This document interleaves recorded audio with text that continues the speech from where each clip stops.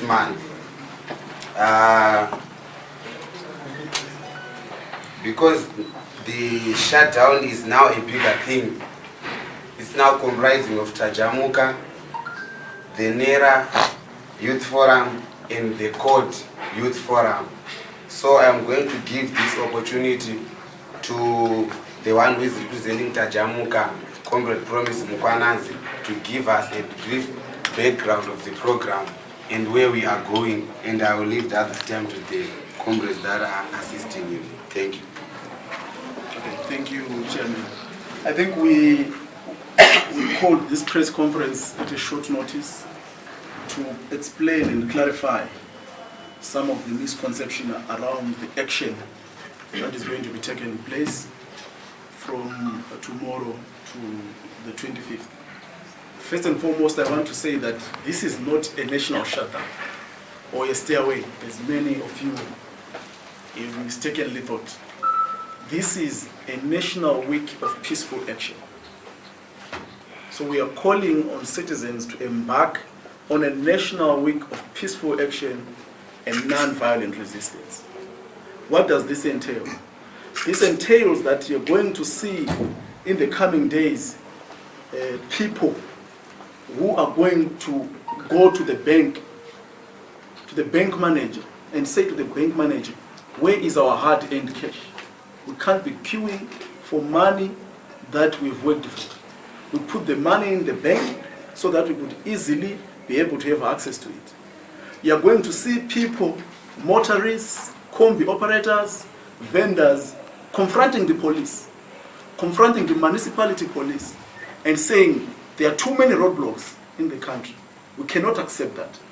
There are too many spikes, which are illegal in any case. Why are you still using spikes, which were defined as illegal by the law? You're going to see vendors and other people confronting the municipality police officers. You're going to see people going to the ministries that are known to be corrupt and questioning the integrity of those ministries. So it's not a national shutdown in the sense that we had last year, where people stayed away from home. That is not the case at the moment. The time for a national shutdown is going to come. But in the interim, we are calling for a national week of peaceful action. And the organizations and movements that are here are going to lead those peaceful protests. We have already, I know that there are many police officers in here, we have already put the police on notice on this one and said that we expect the police to react with restraint to citizens. We don't expect the police to descend on citizens in the manner we have seen in the past. I think that the constitution of the country is very clear on the right to peaceful action. And we are merely actualizing or implementing a right that is already given in the constitution of the country. We've also written letters to citizens to say that wherever you are, you must ask yourself what you're doing for your country. There has to be some action that citizens are going to be doing, depending on where they are in the station in life is. Some are going to be doing short videos lamenting the situation, let it be. Some will go to court and file against whoever they want to file against, let it be. Some of us will be in the streets talking to people in the bank queues, ensuring that managers are answerable to the people that are queuing outside to take their money, ensuring that the police are answerable to citizens to say, recently Charity Charamba said that they are bogus police officers. And if they are bogus police officers in the streets, the question is, who is going to police the police?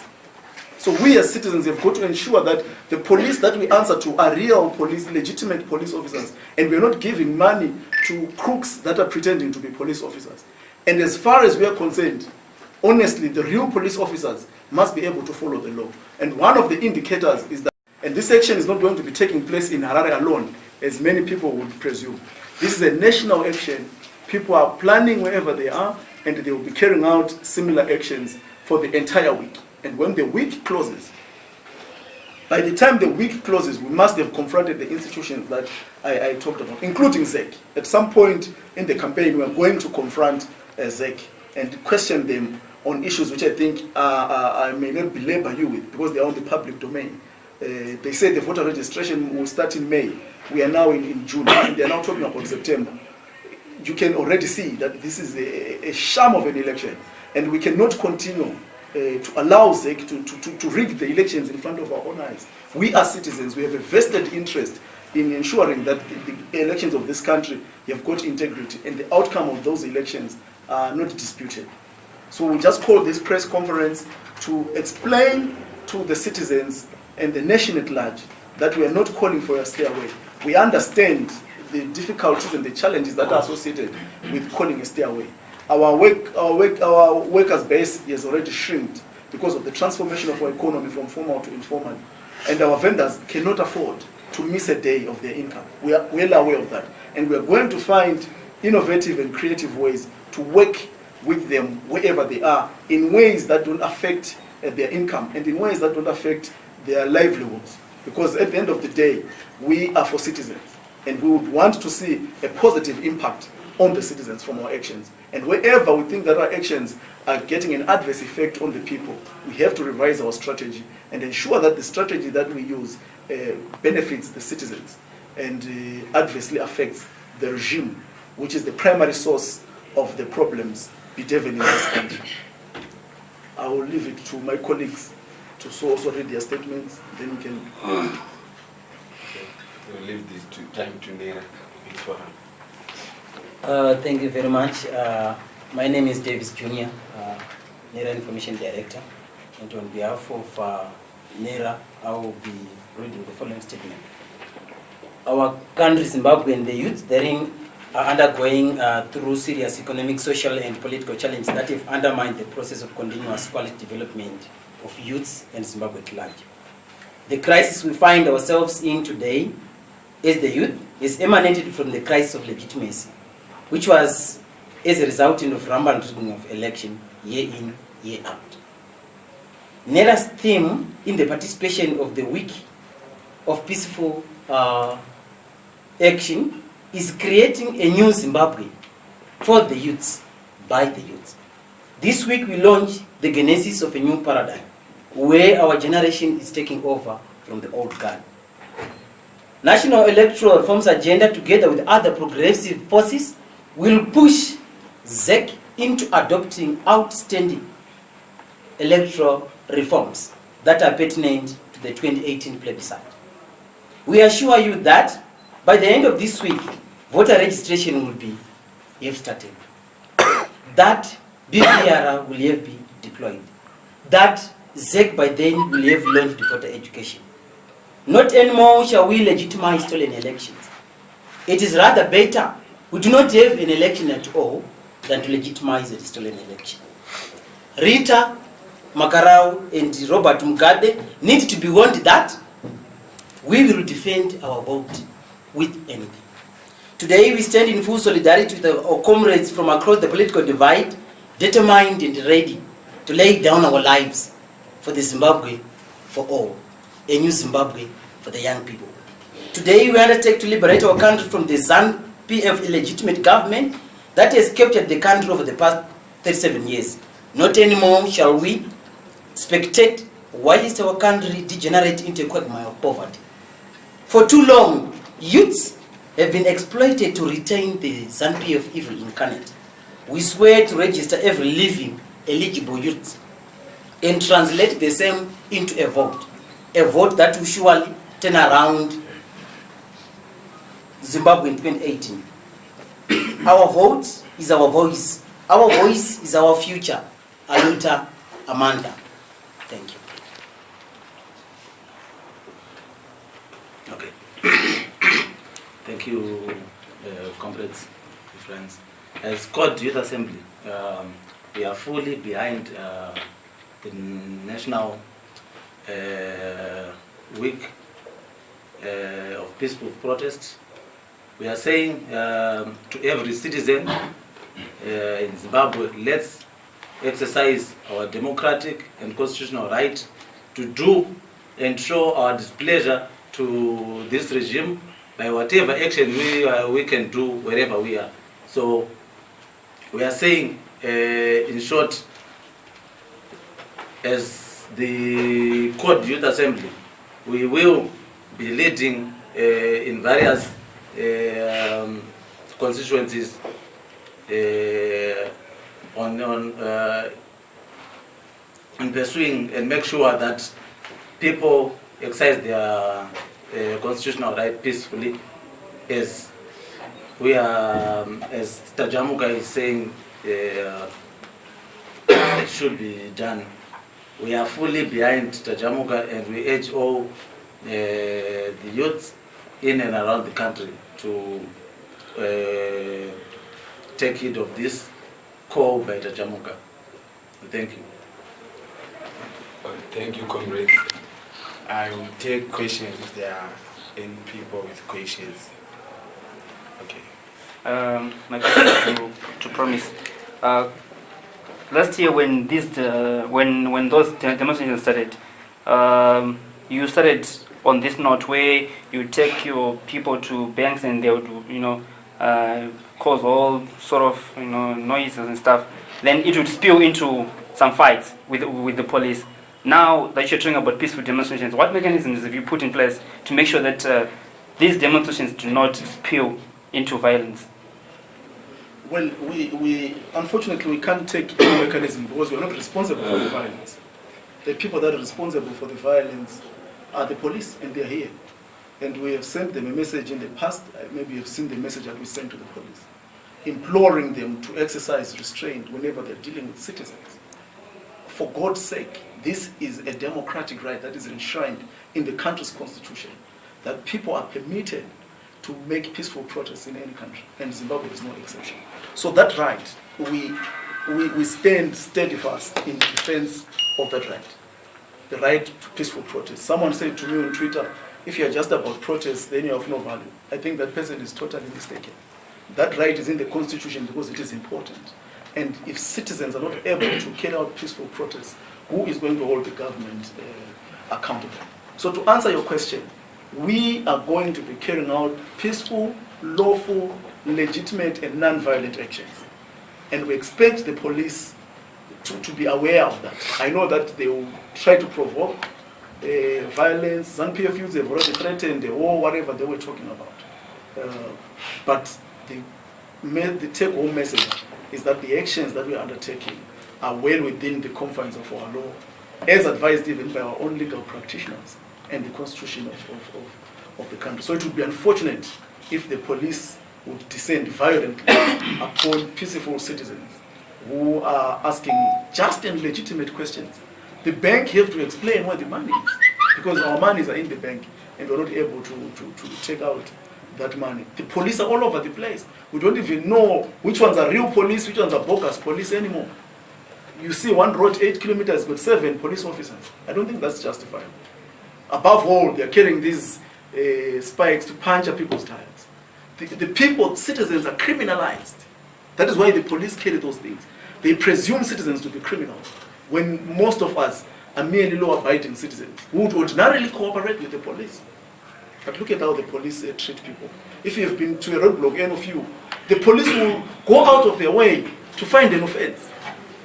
They will even find a police officer going beneath your car to look at whether the car has got a leakage and so on and so forth. And you wonder, is this really still about the Road Traffic Act, or it's about something else? And I think that those kinds of things have got to come to an end. And that is why we are calling for the actions that we are calling for. Citizens have got to be very assertive of their rights. We have to, and we say this without apology, that we have got to be able to question the police officer.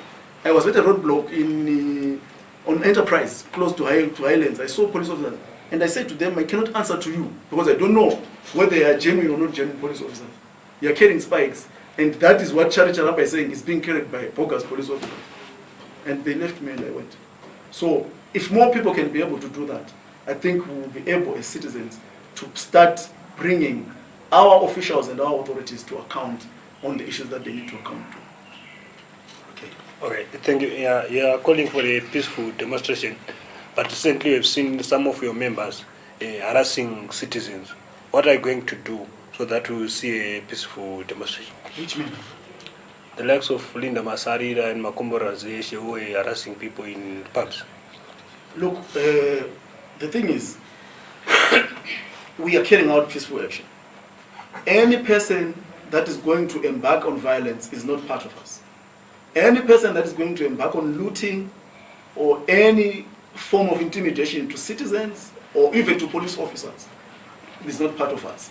We are not going to run away from the police, but we are not going to attack the police, because the police are official law enforcement agents of this country, and we recognize them as that. But we need the police to also be able to comply with the laws that govern this country. And when we see them, when we'll be doing our actions, we will go to them and explain to them these things. We've done it last year. We would stand there, we have a standoff with the police and explain to them, this is what the Constitution says.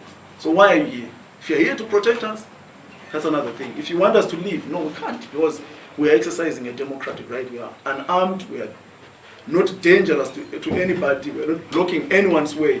We are just having a national conversation on the problems and the challenges that the country is facing. About individuals, well, I can't comment on behalf of individuals. I comment on behalf of the movement. I comment on behalf of the cause of the people, which is to ensure that the government of the day is accountable. The government of the day creates the conducive environment for an election that will produce an undisputed winner. Any questions?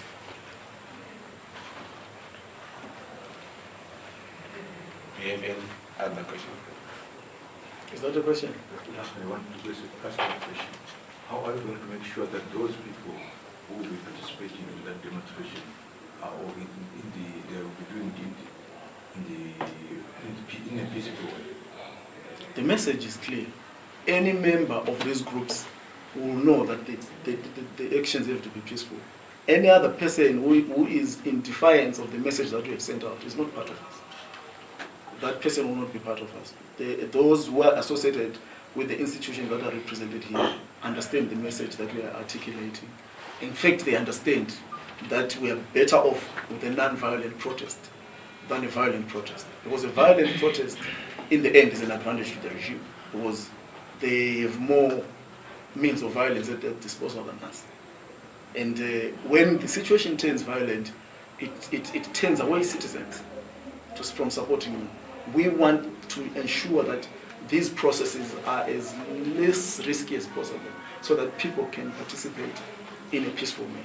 And that is why the regime provokes violence, because they know that if we continue with peaceful actions continuously, eventually citizens will gather the courage and join. And once the numbers begin to swell, even if it's peaceful, it will mean something to the government. In addition to that, how are you going to identify your members?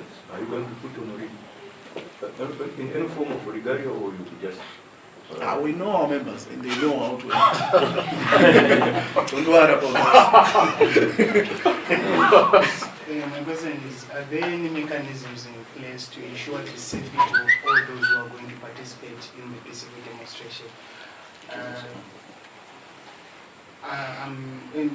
Possibly in the event that some people get arrested or they get brutalized, are there any mechanisms in place? Although we don't expect that from the message that we have said, but we are prepared for any eventuality. Not just ourselves, there are also institutions which are responsible for other things. Zimbabwe Lawyers for Human Rights is a key defender of human rights, and I think they will be on standby. Other institutions that take care of people who are brutalized by the regime will also be in place to deal with that. But I think the take-home message is that we don't expect even the police officers who are writing here. I think I implore you to take these notes upwards to your bosses, that we don't expect the police to behave in an unprofessional manner on that particular day. And if I may, basically, what is unfolding is a simple exercise of a constitutional right. There is what we call civilian authority. And in the diversity of our numbers, we are coming from across the political divide to say, enough of this mess. There comes a time when silence is betrayal. Someone at some point must question and confront the responsible authority. Why is this thing happening? And why is it happening this way? And there is absolutely nothing wrong with that. Why is it important now because we are approaching 2018 and we know the mechanics of the regime of retaining power.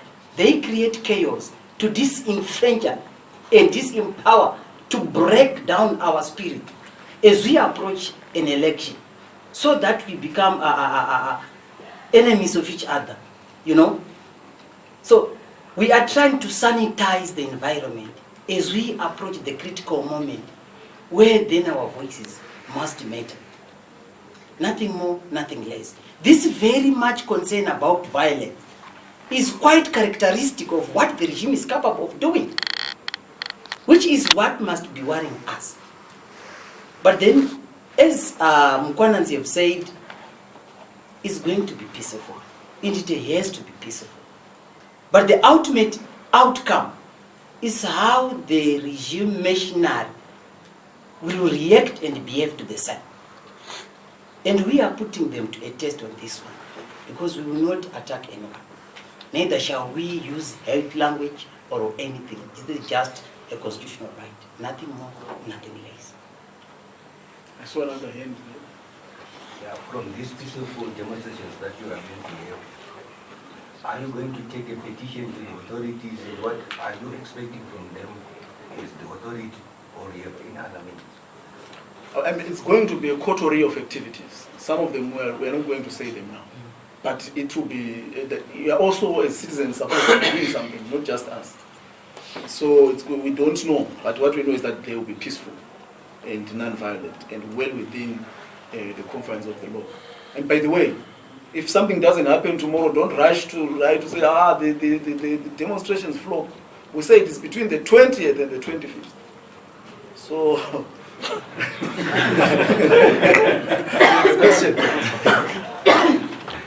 Me? Yeah. All right, fine.